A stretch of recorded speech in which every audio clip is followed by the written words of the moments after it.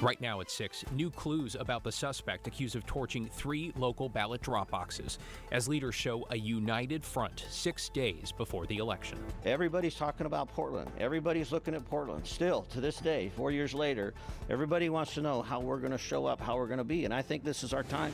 Plus, anti-Semitic graffiti found at a Portland park for the second time this month. It's very unnerving to see.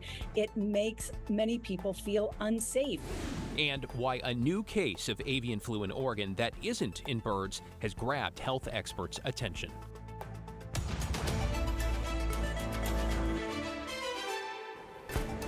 Thanks for joining us. I'm David Molko. And I'm Christine Pitawanich. 6 days until Election Day, and tonight we are learning more about the suspected arsonist who torched ballot boxes in Portland and Vancouver. And now there's concern he could strike again. We also got an update from Portland police and city leaders about their plan to keep the peace on election night and beyond. Celine Stevens is downtown with those details, but we begin our team coverage with Evan Watson and new details about that serial arsonist. Evan? David, Portland police say they're looking for a white man, roughly in his 30s, who's either balding or has short hair. Police say he drove a dark-colored Volvo S60 with no front license plate and started fires at ballot boxes in Vancouver and Portland. Investigators believe the suspect has a history with welding or metal fabrication based on the devices that they recovered that burned holes into the ballot boxes. A fire suppressant prevented much of the damage in Portland, but it didn't work in Vancouver.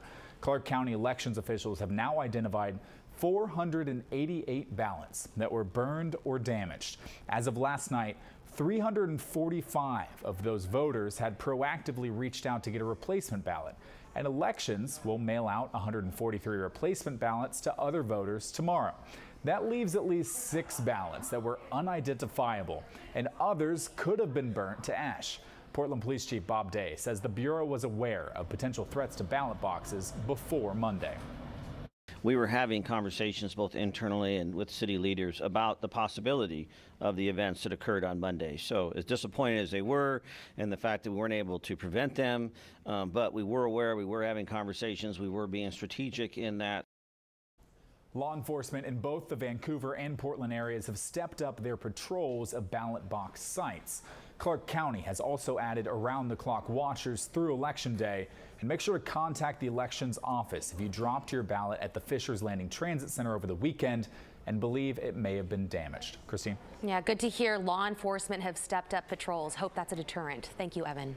All right, let's bring in Celine Stevens live outside the Justice Center downtown. So, Celine, walk us through how police are planning for election night.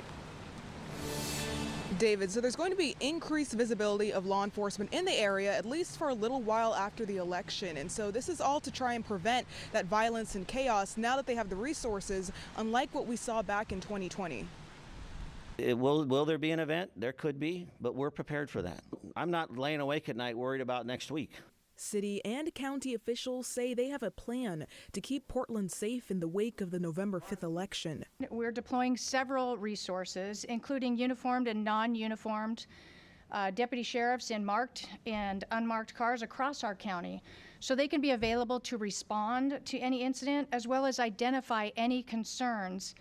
The hope to keep the city and its citizens safe as it continues to recover from the civil unrest of 2020, triggered by the murder of George Floyd, the pandemic, and the election. While these events left an indelible mark on many of us, it also taught us a great deal. And it also reinforced how important it is for all of us to be able to work together for the betterment of our community. Now, officials are trying to prevent the destruction seen then from reoccurring, as Portland has finally began to move in the right direction with an increase in population and businesses, according to the Portland Metro Chamber. But this progress is still fragile. Damage and past episodes of vandalism and violence don't just affect individual businesses. It impacts our entire city's reputation and our recovery.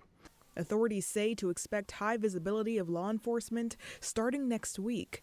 The main elections office will be staffed with uniformed facility security officers, and authorities will be all hands on deck with no time off for officers for next week and 12-hour-long days.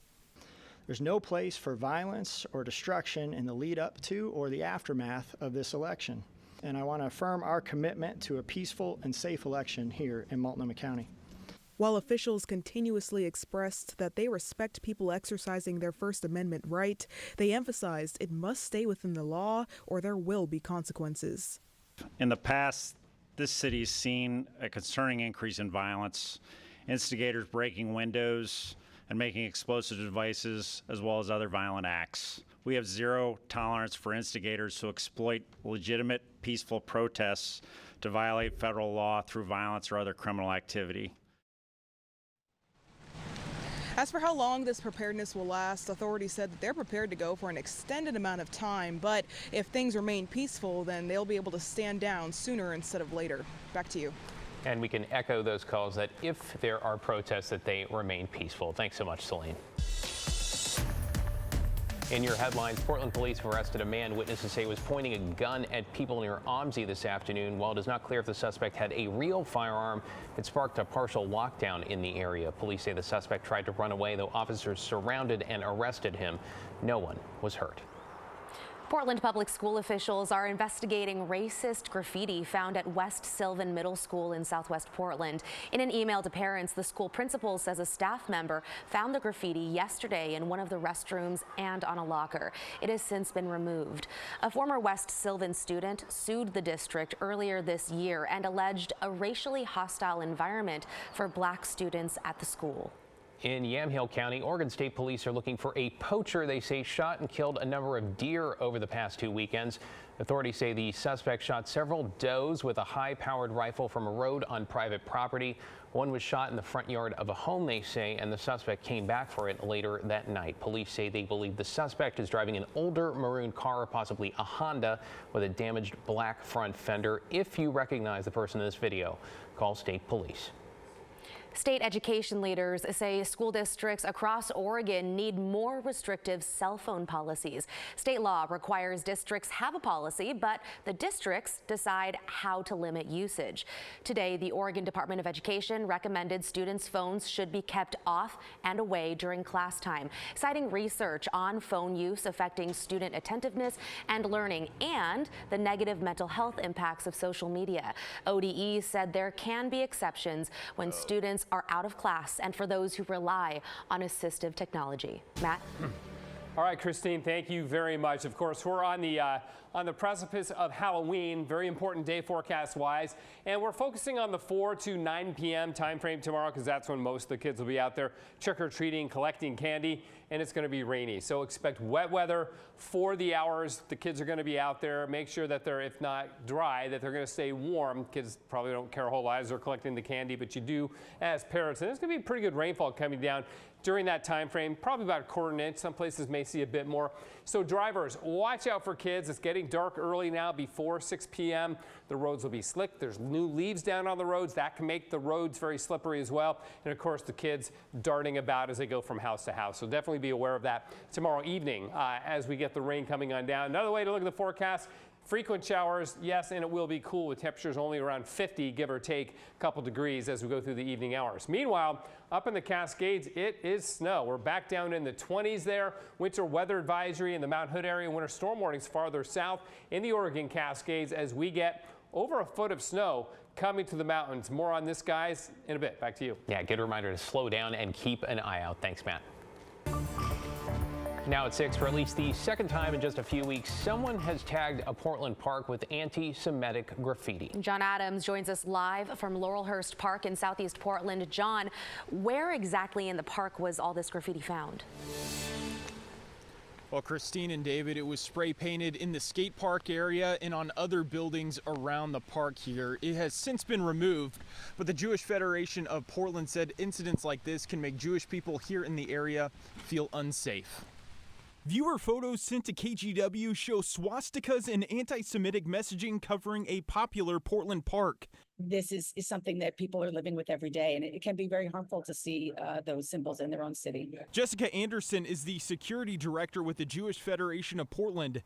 Anderson says images like this can make many in the Jewish community feel scared. It's very unnerving, certainly speaking for many in the community. It's very unnerving to see. It makes many people feel unsafe. Dr. Randall Blazik with the Coalition Against Hate Crime says incidents of anti-Semitism have been on the rise. Some of it is been unfortunately connected to the protest movement and around Gaza. Some of it is just an increase in the amount of hate rhetoric that is online that's bleeding into the streets. Blazak adds that politically charged events like the upcoming election can also increase the prevalence of hate symbols. The word fascism is being thrown around a lot right now. Discussions about Hitler, there is a lot of anxiety, and some of it is connected to this symbol. The fear and anxiety causing some in the Jewish community to hide symbols of their religion in public. People feel concerned about wearing any kind of Jewish ornamentation that might signal to someone that they're Jewish. That in this day and age, it can be nerve-wracking to not know how someone might respond.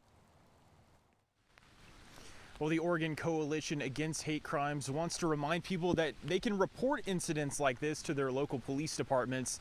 The Oregon Department of Justice also has a way to submit claims about bias crime and hate crime incidents on their website. David and Christine, back to you. John Adams at Laurelhurst Park this evening. Thank you, John.